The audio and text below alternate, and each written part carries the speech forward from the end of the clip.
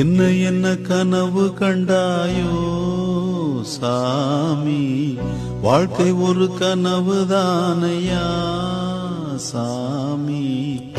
ஒன்றை உந்தன் மனம் கேட்டது, அந்த ஒன்றும் வேறு இடம் போனது. கையில் வரும் என பார்த்தது, இன்று கை நழுவியே போனது.